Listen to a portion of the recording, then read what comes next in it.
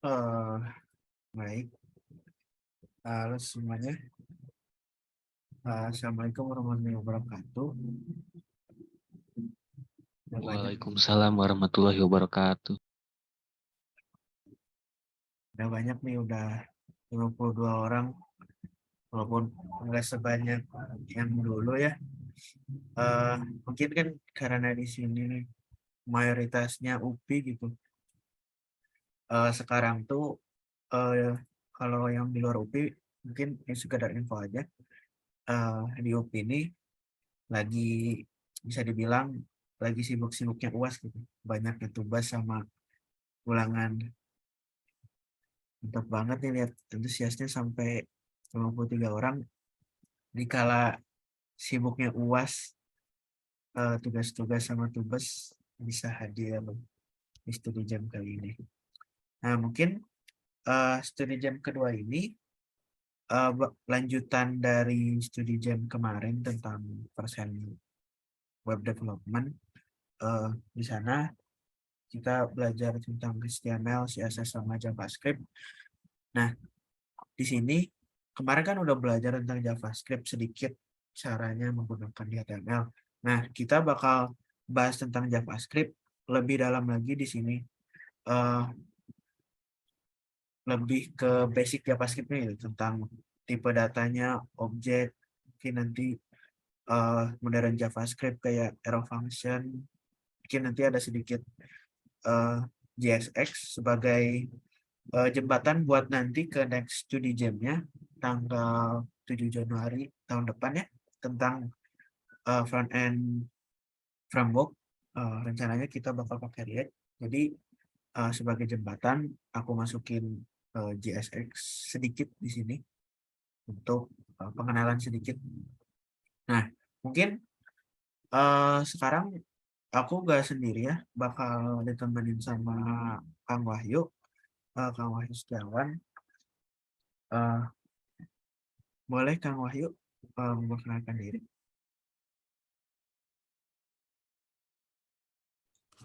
Oke, halo, halo. Halo, Oke, langsung aja palingnya. boleh Kang. Kenalkan dulu, nama saya Wahyu Setiawan. Terus apa ya? Sekarang tuh sebenarnya kerja di PT Si Cepat Ekspres Indonesia. Mungkin kalau yang sering belanja di Shopee atau ya e-commerce lah pasti tahu lah, kurir gitu kan, ekspedisi, perusahaan ekspedisi. Nah, terus di sana di Si Cepat Ekspres Indonesia itu sebagai mobile developer. Developernya pakai React Native. Nah, ntar paling dibahas kilas lah apa itu React Native dan sebagainya. Terus jadi saya udah bekerja selama berapa ya, dari tahun 2018 2017 akhir sampai 2000 sampai sekarang sebagai mobile dev gitu, pakai dari udah nyobain berbagai macam framework juga, dari mulai React Native terus ke nyoba-nyoba Flutter juga, terus nyoba-nyoba Android Studio sama Xcode yang khususnya itu Swift gitu, sedikit-dikit lah, lumayan nggak expert banget. Terus selain itu juga ya karena pakai React Native otomatis harus mastering harus menguasai React.js, jadi familiar banget lah sama JS setiap hari gitu, makan sehari-hari. Terus sekarang sih lagi sibuk skripsi. Kebetulan saya juga sebagai mahasiswa di UPI juga, di RPL di UPI Cibiru. Nah, karena sekarang lagi skripsi itu, sekarang lagi senang-senangnya ngulik machine learning yang pakai Python sama JavaScript juga, sama TensorFlow yang kayak gitu-gitu. Terus sekarang sih sebenarnya nggak kuliah di offline ya, jadi nggak, kemarin ngambil studi independen di Hacktivate, ngambilnya Golang itu sih kalau dari saya gitu. Oke, Mungkin ada yang mau ditanyain dulu, mungkin dari teman-teman apa gimana? boleh nih. Sebagai introduction teman-teman, ada yang mau nanya gitu? Misalnya, gimana Kang cara masuk si cepat?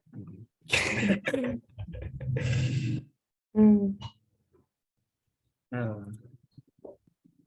Nggak ada ya kayaknya. Mungkin boleh Kang langsung aja Oke, kita langsung mulai studi jam. Comprehensive.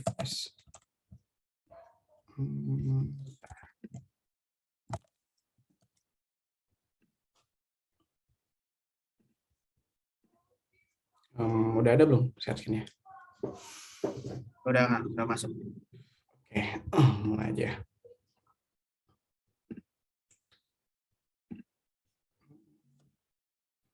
Salah slideshow. Oke, mulai dari awal. Ya, ini kalau mau bagi yang mau nanya sosmed atau ntar misalnya ada yang perlu pertanyaan soal apa gitu. Ini Instagram. Terus kalau mau lihat GitHub, ini GitHub-nya, terus ada LinkedIn juga ya. Kalau misalnya mau kontak gitu, lumayan juga sih kalau di LinkedIn nambah-nambah koneksi. Gitu. Oke, langsung ke introduction aja. Tapi sebelum introduction, kayaknya lebih enak buat nonton video dulu deh. Nah, ini juga soal JavaScript gitu. Tapi semua slide ini tuh ada di video ini dalam 2 menit gitu kurang lebih. Jadi dilihat dulu aja. JavaScript, a high-level single-threaded, garbage-collected, interpreted, or just-in-time compiled, prototype-based, multi-paradigm dynamic language with a non-blocking event loop, made famous for building websites. It was created in 1995 in just 1 week by Brendan Eich, with the goal of adding an easy-to-learn scripting language to the Netscape browser. It was originally named Mocha, but the genius marketing people of the time wanted it to sound like that sexy new Java language. Today, it's a fully featured language that continues to evolve through the ECMAScript standard. It's most well-known for building front-end web applications because it's the only language other than WebAssembly that is natively supported in browsers. However, anything that can be built with JavaScript will be built with JavaScript, like server-side applications with Node.js, mobile applications with React Native or Ionic, and desktop apps with Electron. It's an interpreted scripting language, but tools like the V8 engine and Chromium use a just-in-time compiler to convert it to machine code at runtime. It's also excellent at handling I/O-intensive jobs, despite the fact that it's a single-threaded language made possible by a non-blocking event loop that can queue up work in the background without blocking the main thread. To get started, create a file ending in .js. Your code will start executing from the global context. Use the console to log a value with the built-in debugger. Now think about where you want to run this file. Is it a front-end browser or a back-end Node.js server? In the browser, you can reference it with a script tag, then the browser will execute it when you open that HTML file. On a website, JavaScript is often used to grab an element from the DOM. Document query selector will grab the first button, then we can assign it to a variable with either var, let, or const. Var is the OG way to do it, but is typically avoided. Let is for variables that can be reassigned, while const is for variables that cannot be reassigned. Now, to make the button interactive, we can add an event listener to it by defining a function for the on-click event. We can use the function keyword here or the more concise arrow syntax. Now, the event loop will execute this function whenever a new click occurs. Functions are first-class objects to support functional programming patterns, but JavaScript also supports classes and inheritance for object-oriented patterns. Even though it's single-threaded, it can do work asynchronously with the Promise API, which also supports the async await syntax. JS code can also run on the server thanks to the Node.js runtime. Instead of buttons on a web page, it interacts with things like the file system API. Execute your code on the server by pulling up the terminal and entering the node command. This has been JavaScript in 100 seconds. Hit the like button and subscribe if you want to see more short videos like this. Oke, itu ya sekilas soal JavaScript gitu. Ya, jadi JavaScript ini tuh dibuatkan tahun 1995 ya tadi sama si Brendan Eich. Nah, pertama itu kan karena si HTML sama CSS itu kurang kurang interaktif gitu. Ya walaupun dia websitenya udah colorful karena berkat bantuan CSS, tapi dia kurang interaktif gitu. Belum ada feedback ke si usernya. Kayak misal drop down dan sebagainya itu tuh dulu tuh belum ada, makanya JavaScript ini dibuat gitu. Nah, terus dari JavaScript ini dia berkembang dari awalnya cuma dari website, terus berkembang lagi sama komunitas apa perusahaan gitu, kurang agak lupa. Itu sama ECMAScript. Jadi antar tuh kalau kalian udah mulai masuk ke React dan sebagainya gitu, ntar ada ES6, ES7, ES8 dan seterusnya gitu. Terus lanjut aja buat intro atau biar bisa mulai itu bisa lewat Node.js. download di sini. Ambilnya yang LTS aja, yang long term support. Terus ya ini text editor, VS Code, WebStorm bebas. Kalau saya pakai VS Code di sini gitu. Nah si JavaScript ini berjalan di browser gitu. Jadi kalau kalian buka browser tuh ada inspect element. Coba kita contohin aja ya. Di buka Chrome dulu deh. Di sini aja bisa deh. Nah, di sini tuh dia ada inspect element nih. Nah, inspect element. Nah, di sini tuh kita sebenarnya bisa ngoding juga. Nah, console.log hello mom. Gitu misalnya. Nah, dia langsung keluar gitu. Ini apa ya, ke JavaScript-nya gitu di sini. Gitu. Jadi memang udah nyatu sama browser si JavaScript itu. Nah, lanjut. Nah, ini salah satu usage-nya gitu. Jadi kalau misalnya lewat HTML tuh dia harus pakai script tag sini. Script src.js. Coba kita ini ya. Hadir JSC HTML JS. Jadi nah, dari sini tuh bikin dua file dulu, namanya index.html misalnya, terus sama si app.js misal. Nah, mungkin di ini juga sih.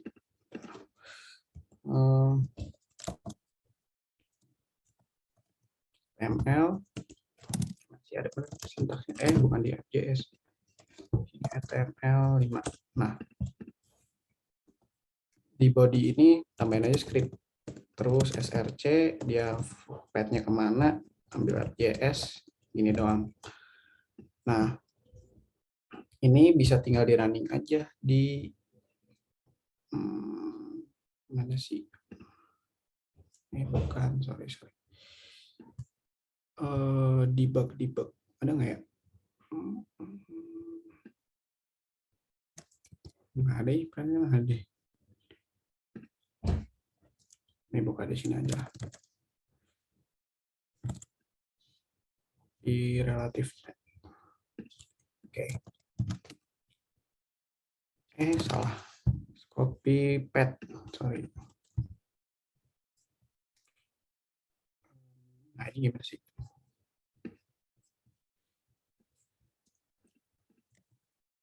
Nah, localhost.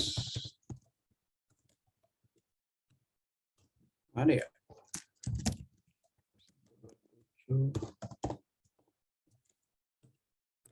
Sorry. Penuh site tab suruh. Jadi misalnya kayak gini. Jadi di sini di JS ini biasanya dia udah bisa udah bisa running gitu. Sorry, ini gimana? Nah, ini nih. Nah, ini dari sini di inspect, terus console belum di save ya, sorry, bentar. Console.log. Nah, dia langsung muncul di sini di konsol. Ini dia bakalan muncul di sini konsol-konsolnya gitu. Kalau misalnya kita coba dokumen .create element misalnya button sama dengan create button dot text content sama dengan sini. Jadi skip dulu deh. Lanjut aja. Nah, yang kedua itu ada di Node.js. Nah, saya biasanya pakainya di sini sih, nggak jarang kalau udah lama nggak ngoding HTML, jadi agak lupa tadi. Jadi biasanya di Node.js. Kalau di Node.js tuh cukup simpel. Jadi kita cuma cuma bikin bikin app.js doang. Nah, app.js itu bisa di-run pakai satu komen. Jadi cuma gini doang nih. JS script.js langsung keluar hello world gitu. Kalau di Node dia lebih simpel, di terminal dia jalannya. Gitu. Nah, kita cobain aja dulu di sini. Saya Node app.js yang tadi ya. Oh, ini dokumen nggak ada. Berarti ini dihapus dulu. Log kalau GDSCUP gitu misalnya. Dia langsung keluar nih di terminal. Gitu.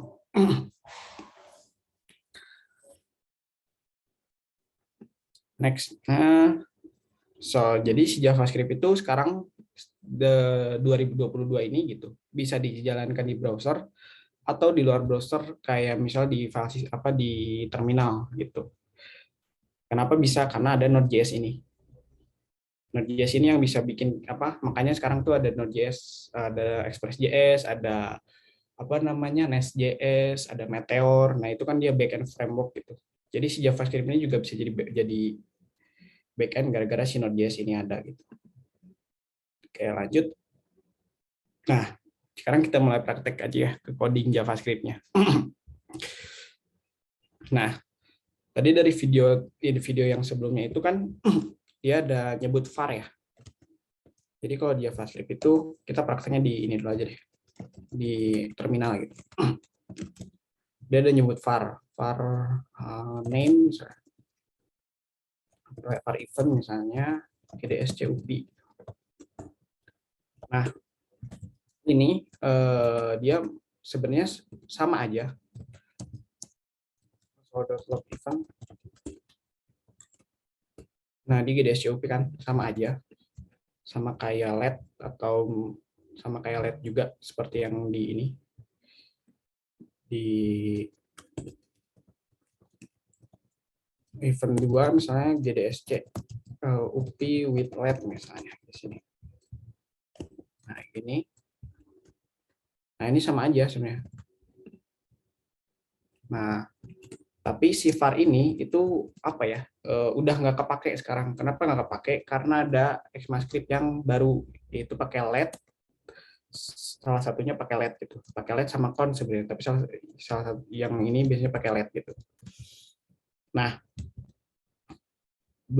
bedanya apa sih gitu? Nah, waktu dulu si var ini itu dia sistemnya global scope gitu. Jadi apa ya bisa dibilang kayak susah buat didebugnya lah. Ini tuh yang mana sih variabelnya gitu.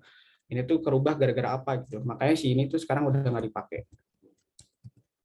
Udah mungkin aplikasi jadul yang pakai sih. Sekarang yang baru-baru tuh udah nggak sama sekali dipakai gitu. Outdated misalnya.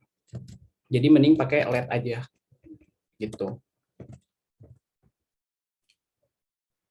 Nah, bedanya sama apa ya bahasa programan mungkin kayak C atau Java atau Dart, misalnya ada yang ngoding Dart di sini, atau Kotlin gitu.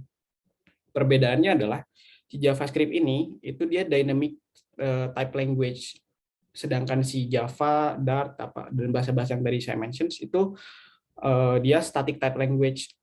Apa sih bedanya gitu static type language? Nah, kalau misalnya kita ngoding Java, biasanya ngoding Java atau ngoding bahasa pemrograman yang statik gitu. Biasanya tuh dia diikutin sama ini tipe datanya. Misalnya string A sama dengan ABC misalnya. Jadi ada tipe data ini string nih gitu, nggak boleh. Tapi sedangkan si JavaScript itu dia nggak ada. Jadi ini bisa jadi let number sama dengan 2, atau let float sama dengan 1.2, 1,2, atau let let boolean sama dengan true atau false gitu. Dia nggak peduli dia mau tipe data apa. Pokoknya ini buat nampung variabel aja. Gitu kalau si JavaScript. Nah, kayak gini nih. Statically type tuh dia string name John gitu. Dynamic type let name dia langsung aja nggak peduli mau apa gitu. Bahkan kalau misalnya kalau nggak salah tuh di C apa di mana gitu. Jadi ada yang string single quotes gini tuh dia disebutnya char, dianggapnya char. Kalau yang double quote itu dia string gitu. Nah, itu kan udah beda. udah dibeda lagi antara char sama string itu udah beda sebenarnya walaupun dia sama-sama karakter itu. Oke, lanjut aja ya. Nah, sebelum lanjut ke situ, tadi kan sempat mention kalau misalnya ada cons sama let, cons pi sama dengan 3,314. Nah, bedanya apa sih gitu? Kalau misalnya kita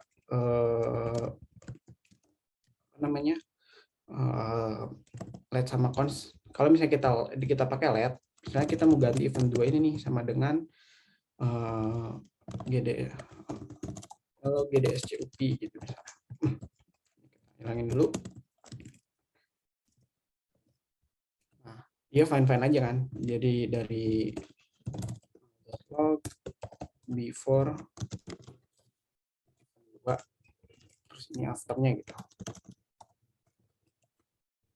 Nah, dia kan before-nya GDSCUP with let, terus after hello GDSCUP gitu. Jadi si variabel let ini bisa diubah kayak gini. Event 2 sama dengan let gitu. Terus misalnya event 2 sama dengan 10 gitu. Nah, dia bisa diubah. Tapi kalau kita misalnya ganti aja jadi cons, dia langsung error gitu. Jadi si konstan ini tuh nggak boleh dirubah. Once dia sekali dia di-assign, dia nggak boleh diubah lagi gitu. Jadi kayak gini misal, cons pi sama dengan 3,14 udah nggak boleh diubah.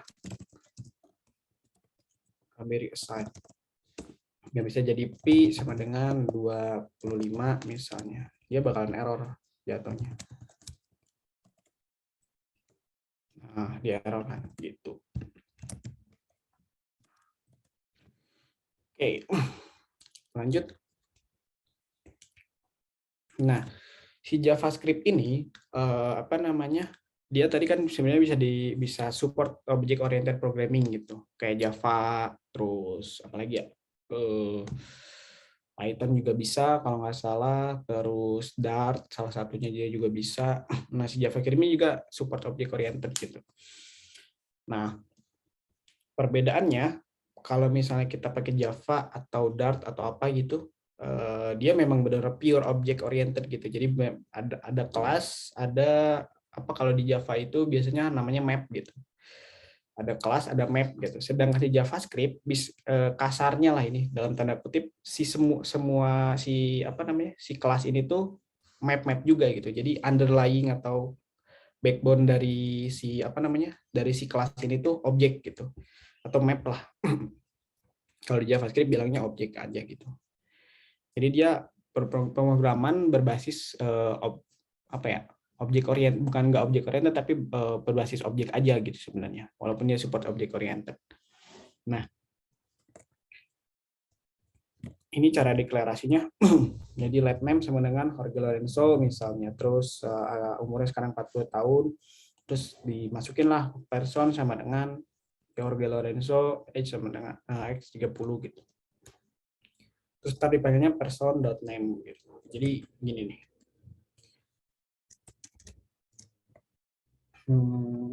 Kita pindahin dulu ini, habisin di komen dulu. Let name sama dengan GDSCUP, terus address misalnya Universitas Pendidikan Indonesia.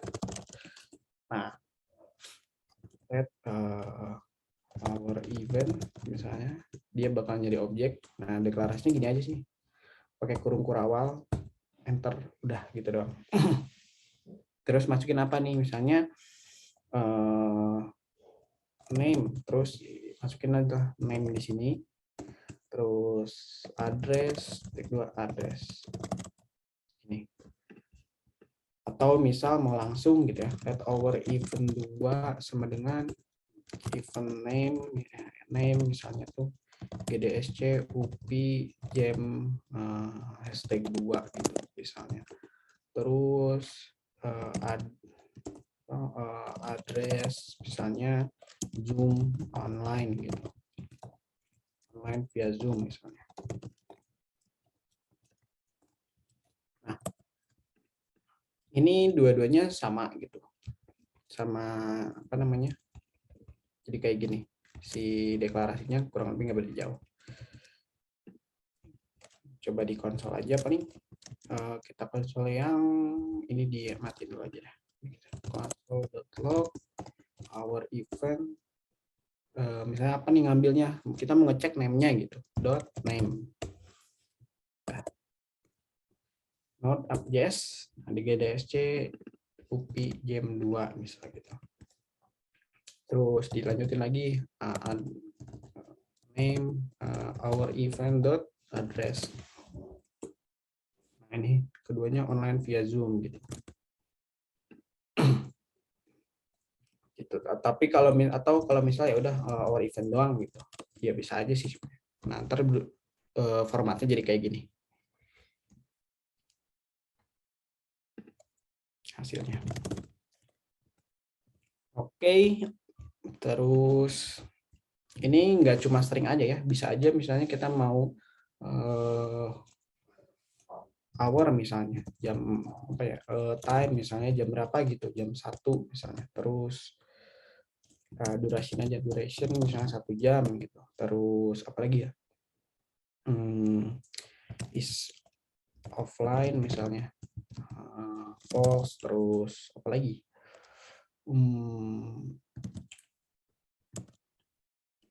ini cukup ya, kita cobain lagi. Nah, dia bakal kayak gini ntar. Tapi tinggal dipanggil aja nih, is offline false gitu. Terus duration 1 gitu.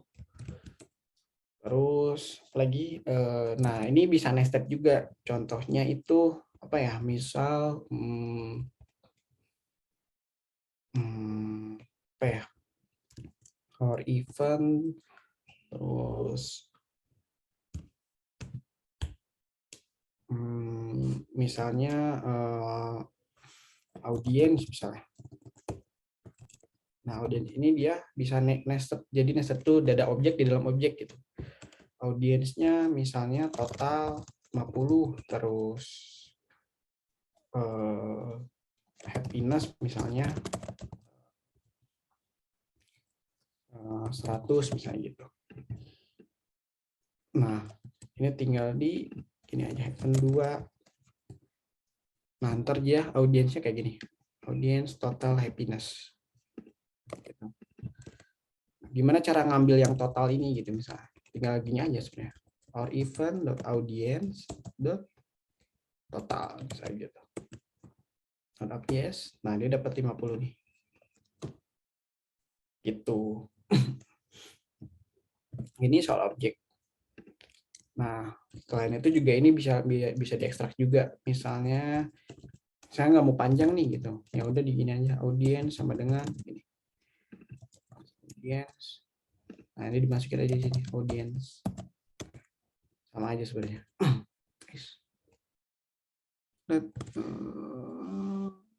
Oh, ini koma. Nah, dia dapat kan. Gitu. Oke, lanjut. Nah, yang berikutnya ada array. Nah, array ini kan apa ya? Tempat koleksi lah gitu, tempat koleksi sevariabel. Nah, untuk deklarasi array simpel sih sebenarnya. Coba gini dong. Let colors, terus ambil kurung siku, red, blue, orange gitu. Terus kalau misalnya angka doang, misalnya let number 1, 2, 3, ya udah gantinya 1, 2, 3 gitu. Ini pemanggilannya cukup simpel, sama mirip-mirip juga sama bahasa pemrograman lain, pakai gini, indeks 0, 1, 2 gitu. Terus nah, berhubung kita pakai JavaScript gitu. Jadi kita itu bisa apa ya? Ngelakuin sesuatu yang nggak bisa dilakuin sama si bahasa pemrograman statik. Nah, apa itu biasanya kalau di bahasa pemrograman statik itu kita coba deklarasi array aja. Const array sama colors sama dengan ini ya, red, green, log colors ini.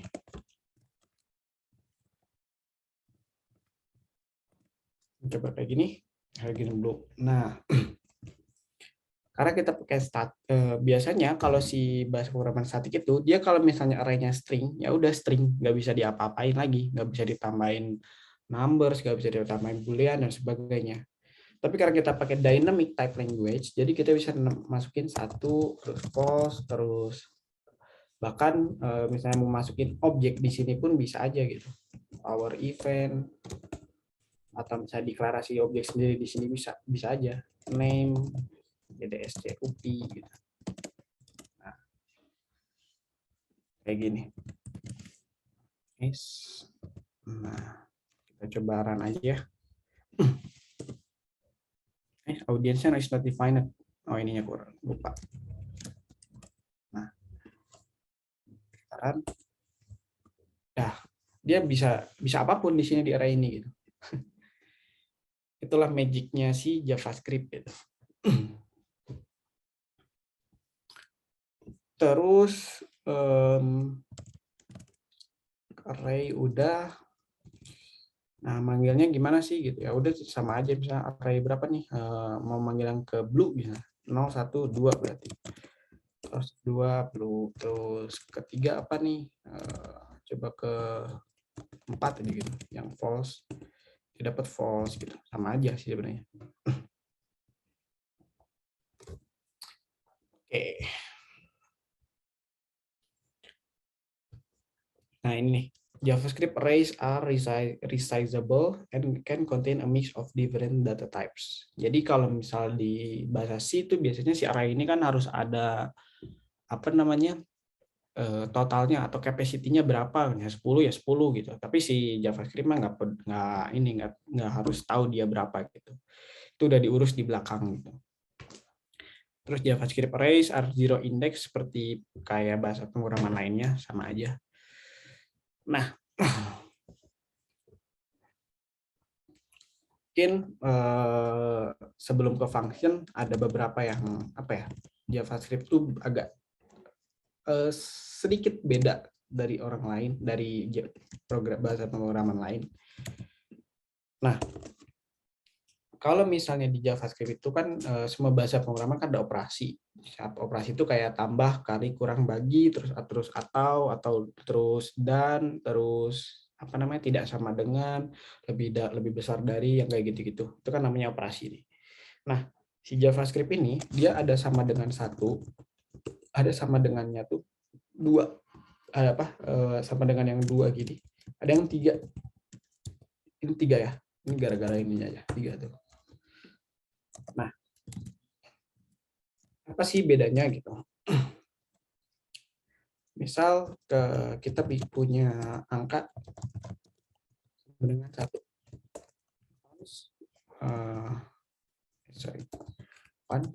string satu sama dengan satu. Nah, kita kontrol dulu. Number satu sama dengan satu, sama dengan string satu. Nah, mungkin dari teman-teman, biar saya nggak ngomong sendiri mulu, ada yang tahu nggak dia hasilnya tuh true or false gitu? True or false?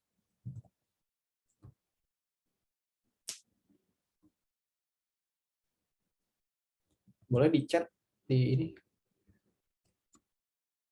Giliran saya yang nanya deh, true or false nih di ini. True. Oke, true. Oke, Wildan, Putu, Sujane sama Evander, bener ya? Kenapa true? Ada yang bisa jawab?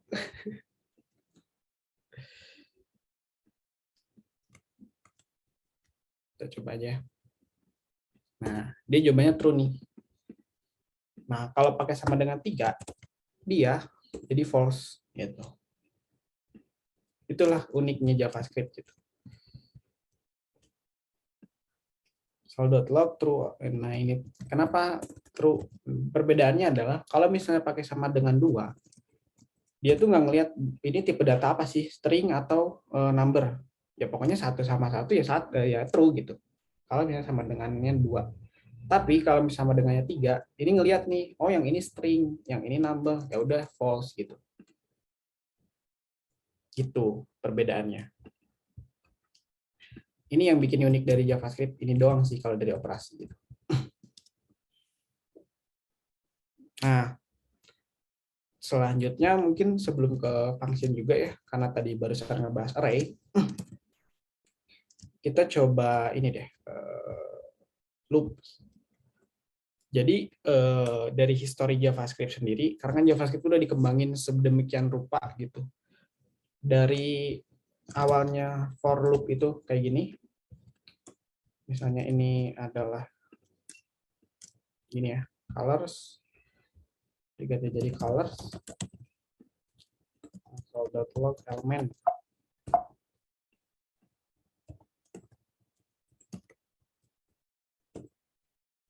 Or even 2 is not defined, kita hapus aja. Nah, dia kan ngeloop nih satu. Gini deh, biar kelihatan itu dia gini nih. Index element. Index. Nah, dia. Index 0, 1, gradient blue, bla bla bla. Nah, sekarang tuh dia bisa untuk JavaScript modern sendiri itu dia udah bisa kayak gini. Di komen dulu for in, nah colors for in index colors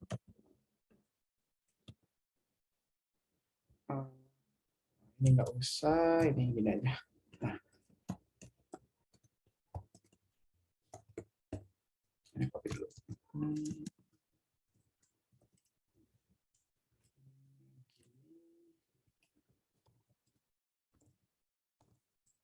Ini. Nah, indeks 0, 1, 2, 3 sama aja sebenarnya kayak ini. Cuma yang ini lebih simple aja sih. For in const index in colors gitu. Dia bikin indeks di array ini, array colors. Terus dia bakalan selanjutnya tinggal ngambil aja indeks dari sini gitu. Nah,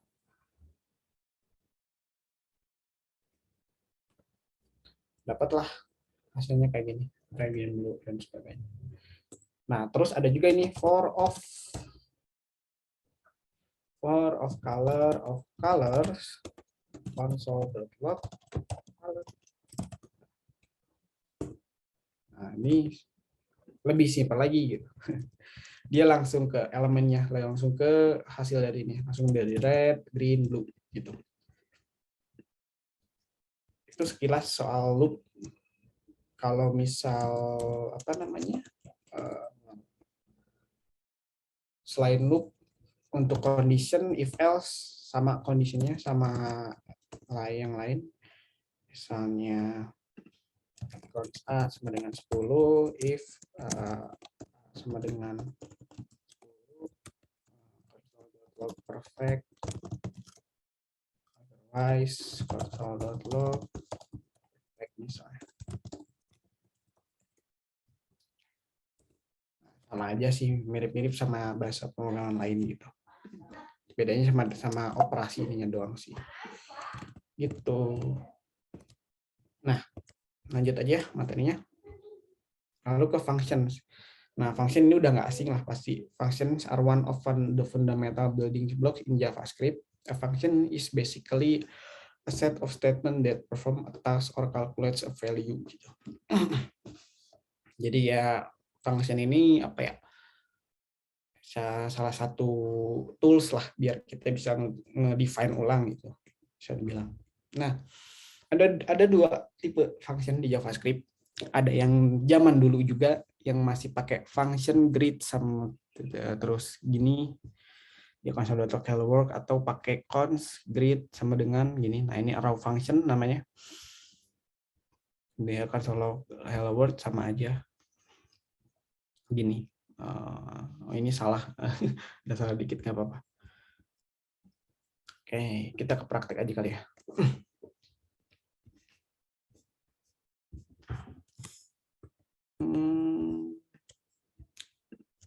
Oke.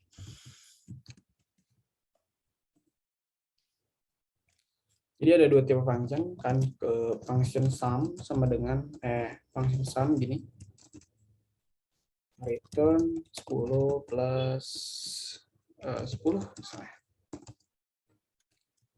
Atau enggak sih deh. Console.log 10 tambah 10 gitu misalnya. Belum kepanggil ya, sama ini.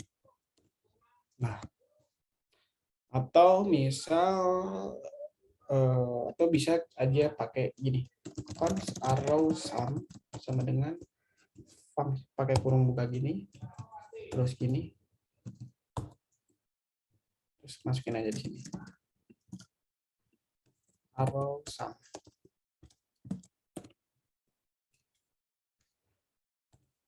Nah, ini sama aja 20. Gimana cara ngambil parameter di JavaScript itu? Ya sama aja, tinggal aja 6.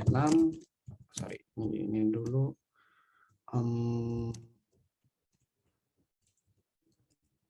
Ganti 6. Terus console.log 10 plus 10-nya sama dengan 6 ditambah 10. Ini sum. Atau coba tambahin 5. Yang ini berapa ya? 7 gitu misalnya, biar ada bedanya. Nah, 15 sama 17 gitu. Sama aja sebenarnya. Nah, dan lagi kalau karena kita pakai apa namanya? Bahasa dynamic type language, kita nggak perlu nge-define itu fungsinya void atau return apa sih gitu. Ini return number atau apa gitu. Kita nggak perlu. Ya udah langsung aja gas aja kayak gini. Nggak perlu lama-lama gitu. Misal ya, kita coba dulu deh. Return 6 plus 5 misalnya di sininya. Ini kan returnnya pasti number ya. Sum berarti result result sum sama dengan sum di kayak gini aja deh. Ini result arrow sum. Sum ini 17 berapa? 7 gitu misal. Tinggal di console.log out function result sum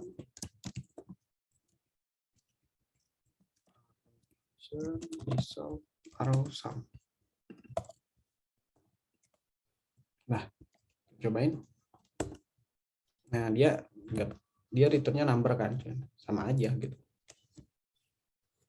Atau coba nih ya, biar ini type of, ngecek variabelnya apa, dia number juga dua-duanya. Nah, sekarang kita yang sama ini ditambahin kurung apa? What's? Nah, gini aja. Nah, yang 5 ini jadi string gitu. Gimana hasilnya? Kita cobain. Nah, dia jadinya string nih.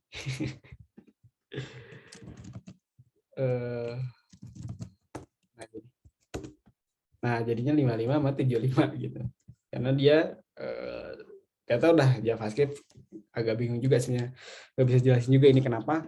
Tapi pokoknya intinya dia berubah jadi string aja gitu. Ini 5 ditambah string 5 sama dengan string 55 gitu misalnya. Gitu.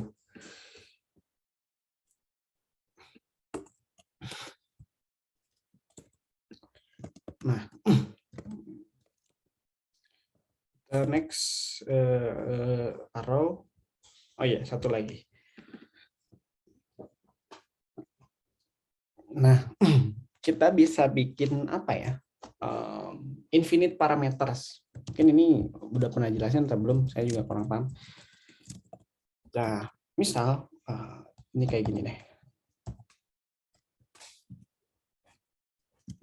Ini ganti jadi param. Ini pakai titik 3 di depan. Gitu. Nah, terus si param ini kita loop aja for of param of params console.log param.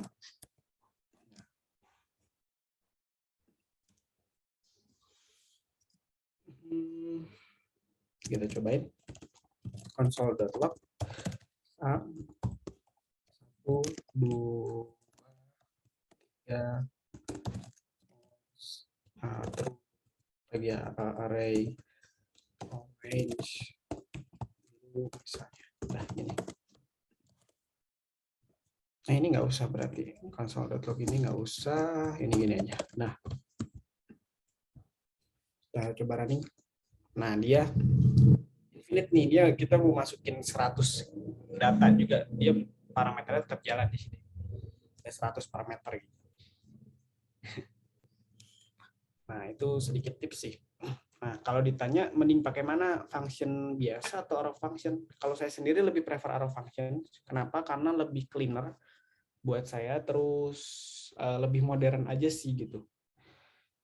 Dan dia lebih jelas scope-nya gitu. Kalau bisa dibilang, karena function itu ada salah satu function yang kayak gini tuh ada salah satu blok gitu yang agak tricky gitu.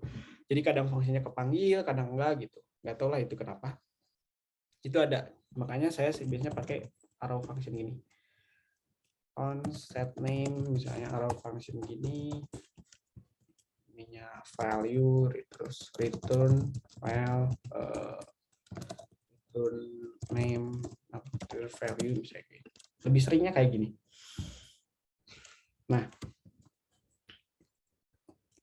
ini misalnya pakai let sama aja sih sebetulnya, tapi lebih nyaman pakai function gitu, karena kan function itu jarang diubah-ubah ya. Emang ada set name itu bisa diubah jadi file, terus ini berubah jadi file plus 1 misalnya. Nah, hal-hal kayak gini kan jarang banget kejadian gitu. Mungkin nggak pernah juga sih kalau dari project gitu. Ngapain juga ngeubah function gitu. Biasanya bikin function baru aja, ngapain dirubah gitu. Jadi lebih biasanya pakai cons aja sih kalau si deklarasinya gitu. Nah, ini type functions yang tadi sempat dijelasin. Kalau void ya udah nggak ada keterangan di belakang void, atau misalnya number harus ada number di belakang sini, nggak ada, langsung aja, nggak peduli mau gimana juga gitu. Oke. Nah, next-nya itu ada DOM atau dokumen objek model. Jadi karena pada awalnya JavaScript ini support nge-support si HTML sama CSS gitu bisa dibilang. Makanya hadirlah si dokumen objek model ini. Nah, dokumen objek model ini biasanya dipakai di codingan web yang nggak pakai framework, misalnya kayak HTML manual pure vanilla HTML gitu, kayak yang dari awal. Nah, kayak gitu. Terus sama ya pokoknya biasanya kayak gitu. Sama ada life cycle, misalnya waktu Windows-nya tab-nya dibuka, terus waktu kita nge-back, waktu kita fokus atau enggak, waktu mouse-nya gerak, ada event-event di situlah gitu. Biasanya pakainya DOM ini gitu buat manipulate gitu. Bisa misalnya dari sebuah event kita misalnya mouse-nya pas digerakin tuh maunya si div-nya mau berubah jadi warna merah gitu. Nah, biasanya pakai DOM ini gitu. Nah, ini salah satunya. Nah, sebenarnya banyak sih, ada beberapa, ada heading misalnya dokumen.create elemen H1 gitu. Jadi dia bikin H1, terus di body itu dia kita praktek aja kali ya biar enak daripada jelasin. Oke. Kita di komen aja ini. Oke. Kan nah, window.onload dengan function, terus apa namanya, bikin dulu cons H1 sama dengan dokumen.create element nya H1, terus lagi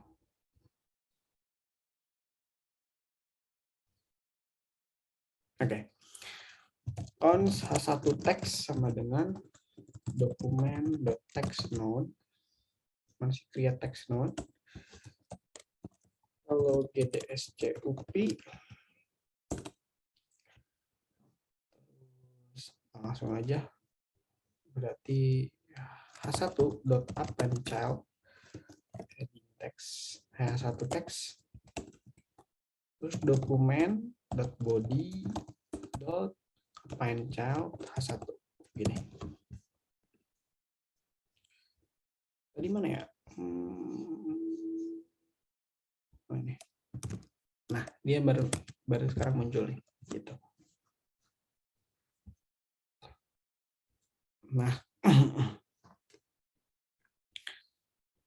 jadi kalau diceritain gitu, dijelasin flow-nya gimana. Jadi si dokumen itu anggaplah website kalian segini dokumen. Terus body, kenapa sih ada body di sini gitu? Oke. Biar gampang buat jelasinnya, kita pindahin dulu aja deh ininya dihapus.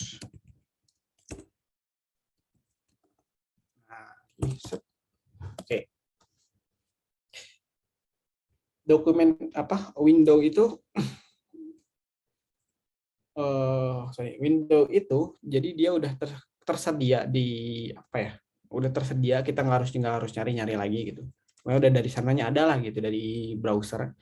Jadi window ini browsernya waktu download tuh dia ngapain sih waktu download websitenya gitu.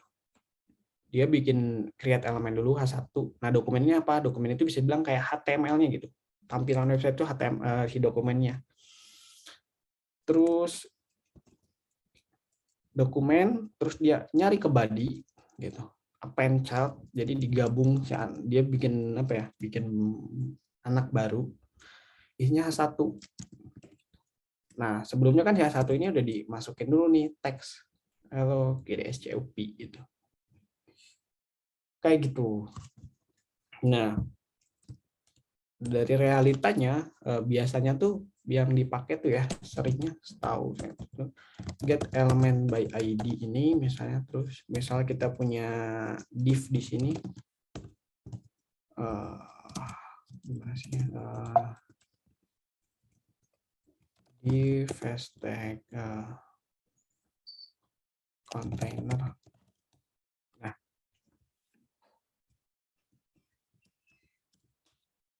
misal kayak gini, coba ini cons container sama dengan div dokumen.get element by ID isinya container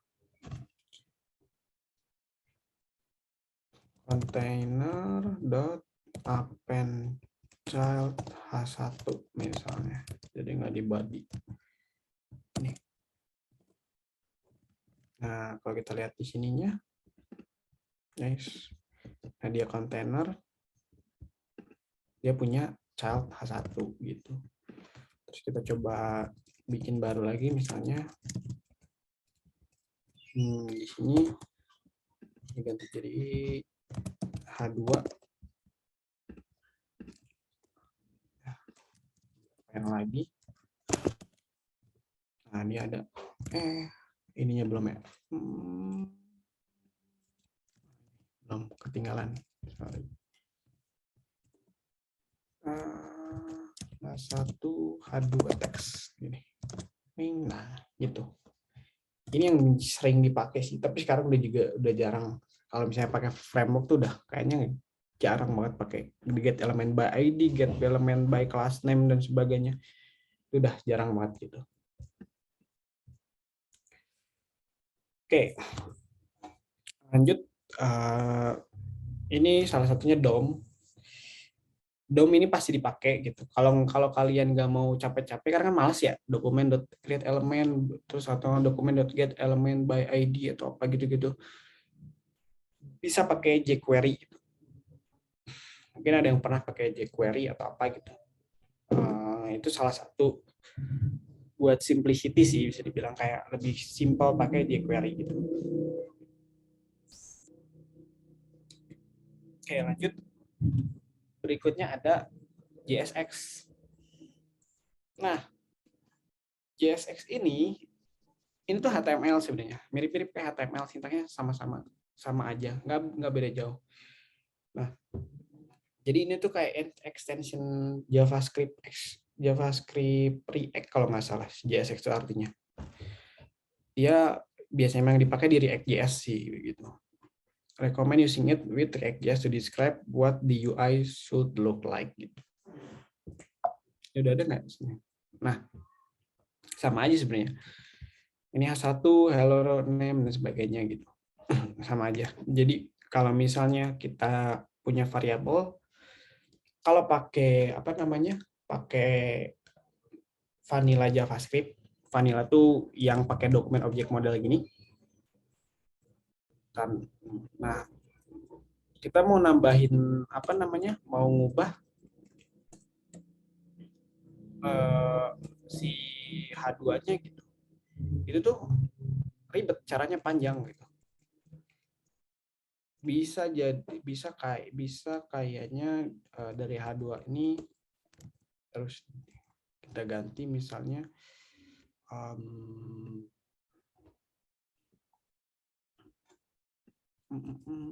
append child ini. Nah, create text node ini tuh misalnya pakai dari variabel gitu. Cons num name sama dengan GDS CUP 2022 misalnya. Nah, ini tinggal masukin sini sebenarnya. Nah, buat bikin satu UI yang sedikit gitu. Ini kebayang ya berapa line of code gitu kalau kita nggak dipisah-pisahin gini. Dari 15 ke 10 gitu. Gitu. Udah ini kan lumayan panjang ya. Nah, kalau pakai React, kalau pakai JSX itu dia cukup masukin gini aja, name gitu. Udah kelar.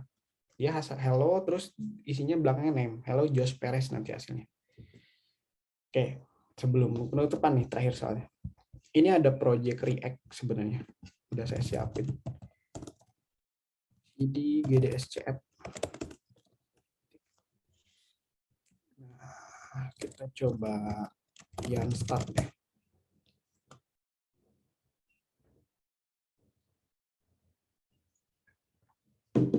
Nah,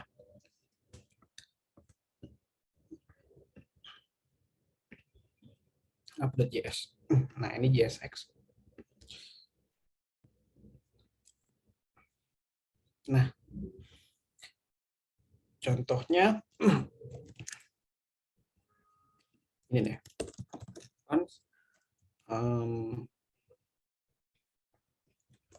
Apa namanya, greeting sama hello GDSCUP 2022. Coba kita ganti, masukin sini dong. H1 misal. Isi aja sini. Greeting. Ganti name. Ini ganti jadi name. Selamat siang. Koma ini. Dah. Selamat siang, name. Gini doang. Ini langsung ada di sini. Andaikan nih, berandai dulu aja kita punya button. Terus apa namanya? Ini apa ya?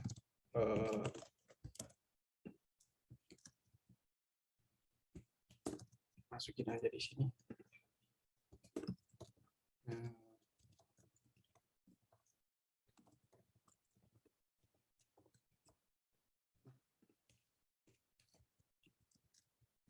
Our counter misalnya count.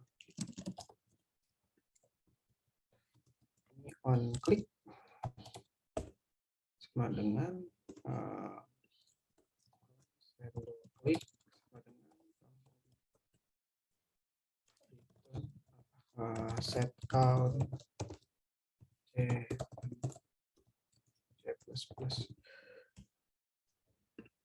and click. Nah, gini dong. Mana sih si batu yang kelihatan? Oh, nggak ada ini. Count please. Nah. Oh, bentar. Ini ada i that prevent div. Gila nih. Bentar.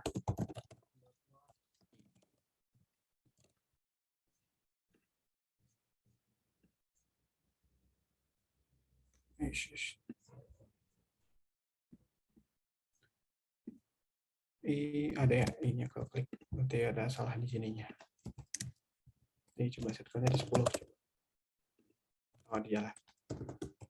Review count plus 1. Nah, ini JSX bedanya. Kita coba side by side. HTML dan JSX. Gimana ya? Nah gini. Nah. Oke. Di app.js. Nah, kalau misal kita pakai apa namanya? Bikin satu aplikasi counter doang di HTML biasa. Itu ribet, sumpah ribet banget. Contohnya aduh agak susah kalau diceritain. Misalnya kita punya button apa H1 ini udah benar. Nah, coba bikin script tag lagi.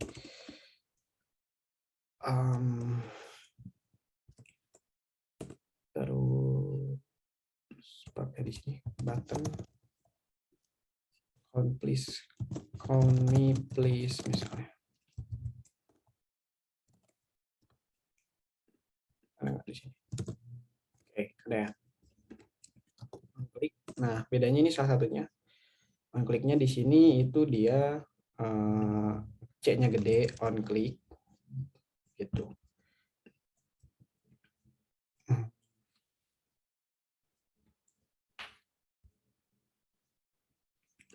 Terus counter sama dengan dokumen dot query selector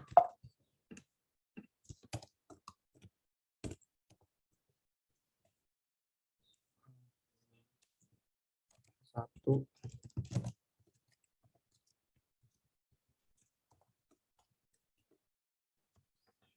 terus dari H1 ini tuh dia coba kosong. Coba ini nggak sih? Lupa udah lama banget soalnya nggak ini. Counter is not defined button element on click. Okay, what's happen?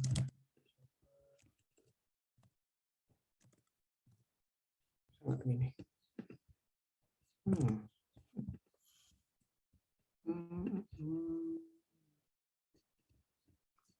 Ada yang ini nggak ngerti tuh, agak lupa ya soalnya. Ya intinya gini lah, dia harus ngambil dulu query selector, Terus dia nyari dulu nih H1-nya apa gitu. Terus misalnya mau diganti H1, terus H1-nya ini diambil dulu variabelnya, berarti ntar H1.text node, text content. Dia kan isinya apa namanya? Oh ini window, oh ini di window onload pantesan.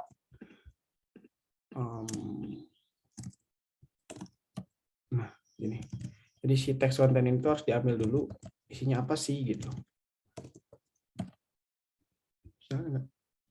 Expression lah error. Oh, dapat nih. Sorry. Console.log.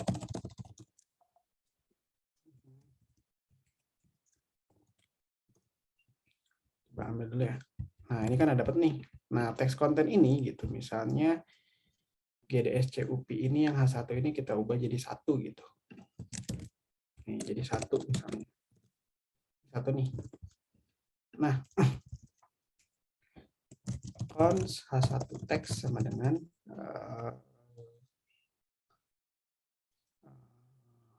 H1.text text content. Nah, H1 cons new H1 text dengan H1 diubah dulu ke integer karena dia string pasti H1 text ditambah 1 misalnya bikin counternya, terus H1 ini di append child kurang lebih H1 text ini, barulah dia harusnya jalan.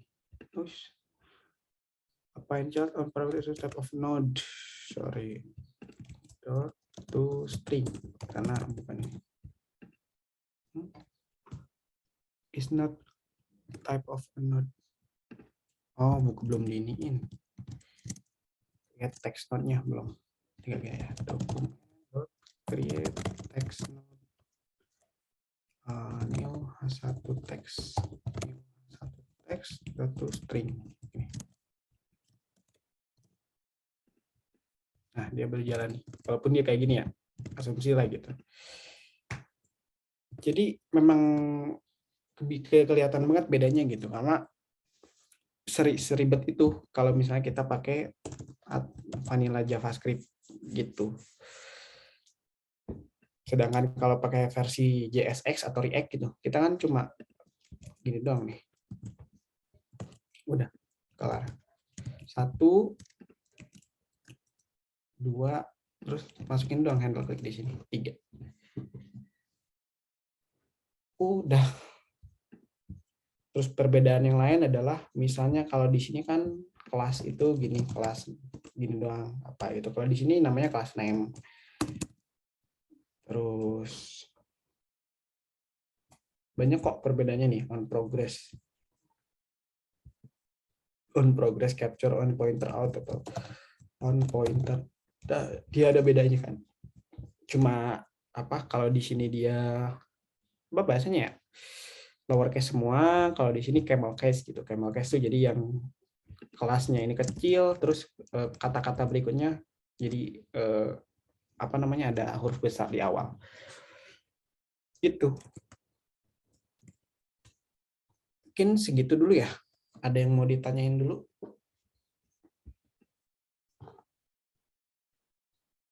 Oke, mantap ya, teman-teman. Kerasa udah 1,5 jam nih belajar tentang JavaScript. Ini terakhir deh. Oh, boleh.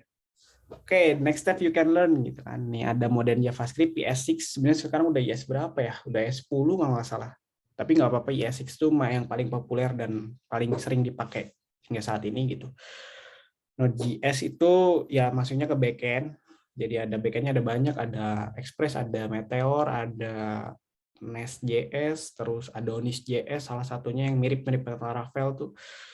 Terus TypeScript. Nah ini kalau misalnya teman-teman nggak suka pakai JavaScript, aduh bingung, nggak enak nih pakai JavaScript, ini nggak tahu string atau apa gitu. Pakailah TypeScript gitu. Saya sendiri pakai TypeScript dan nggak mau balik lagi ke JavaScript sebenarnya. Udah lama pakai TypeScript, udah sekitar 2 tahunan. Nah, ini yang paling rajanya itu JavaScript tuh, karena nggak ada lagi gitu.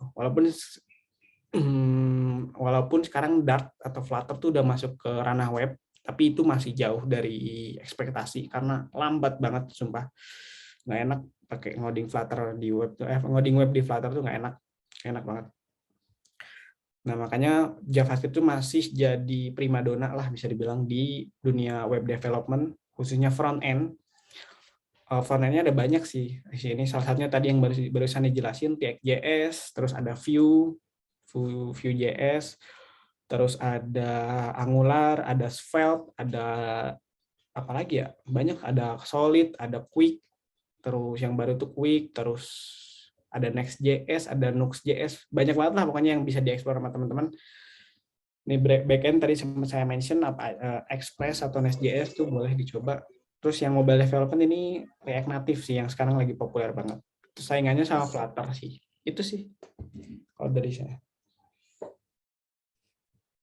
Oke, lanjut ke pertanyaan boleh? Ke saya. Oke. Makasih ya udah jelasin itu sampai banyak. Ini ada pertanyaan yang masuk sebenarnya dari Slido ya, dari Faizal. Izin bertanya sebelumnya, jadi bedanya cons sama let apakah kalau di C kan tipe datanya kayak integer string, apakah kasusnya sama? Oke. Bentar. Cons sama let ya. Oke. Perbedaannya adalah kalau cons itu dia nggak bisa diubah. Console.log pi gitu. Nah, terus atomnya pi sama dengan 23. Dia error nih, pasti error ini. Dia nggak bakal bisa diubah. Coba kita ini ya. CD apa sih? GDSC HTML.js. Node up.js. Nah, dia error nih. Kalau let itu dia bisa diubah. Name sama dengan Wahyu misalnya. Terus ganti name William Shakespeare misalnya. Console.log name. Dia bisa nih berubah. Nah, si JavaScript itu nggak kena, dia tuh nggak peduli si variabelnya mau tipe integer, mau tipe float, mau apa, pokoknya masukin aja gitu. Karena kan dia dynamic bukan static gitu. Cukup jelas nggak? Ini Coba nih dari Faizal. Iya, sudah cukup, Kak. Oke, mantap.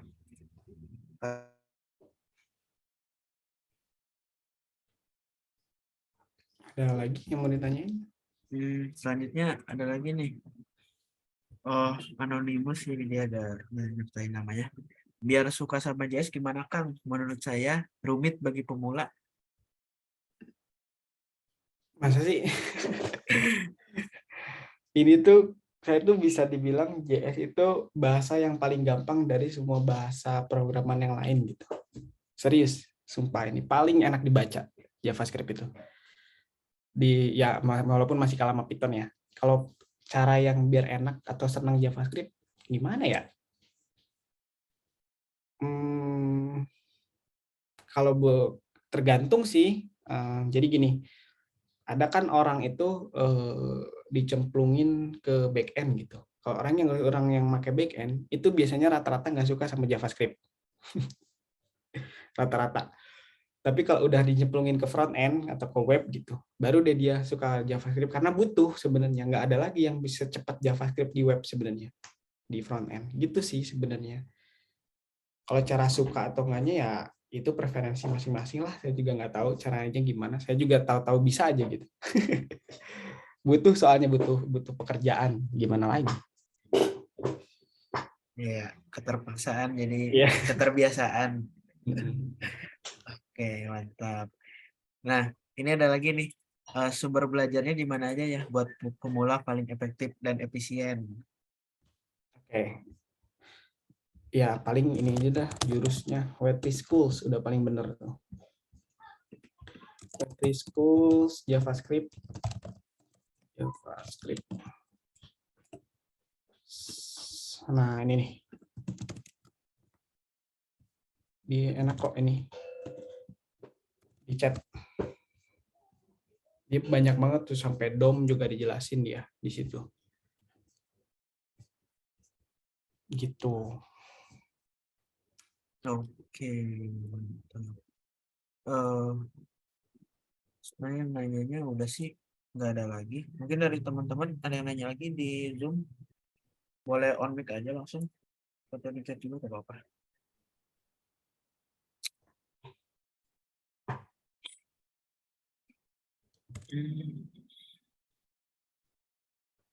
Kayaknya nggak ada ya. Kayak nggak ada. Daripada sibuk UAS. Semangat lah. Saya juga lagi skripsian, malas. Iya. Oke. Mungkin sebelum kita udahan, kita foto dulu yuk. Boleh ya, on cam. Teman-teman yang bisa on cam, boleh on cam ya.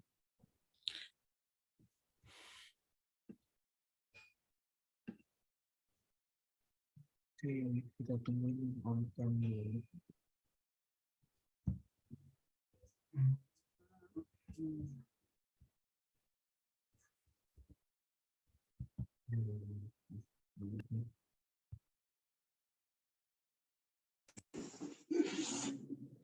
Oh iya, mungkin sambil nungguin yang on cam, aku juga mau nyampein sesuatu tentang studi jam yang sekarang.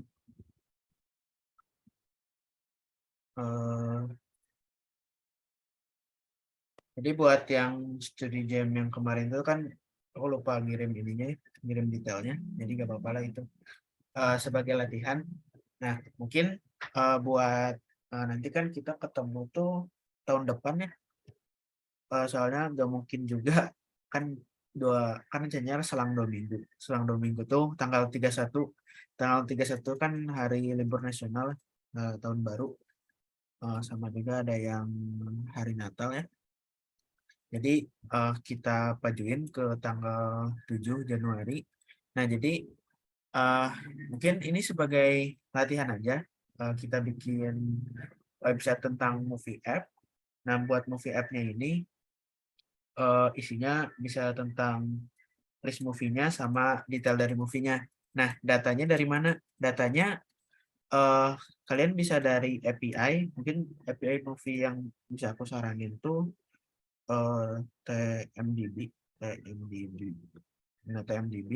sama bisa aja dari static JSON, misalnya kayak datanya kita ketik sendiri, mau name itu avatar yang baru. Nah ini bisa aja pakai static JSON.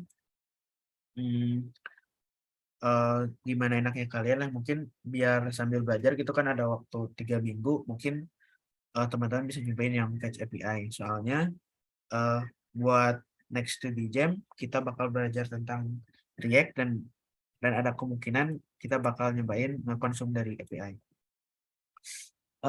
Ada yang ditanyain tentang ini latihannya? Ini nanti link komen menyusul.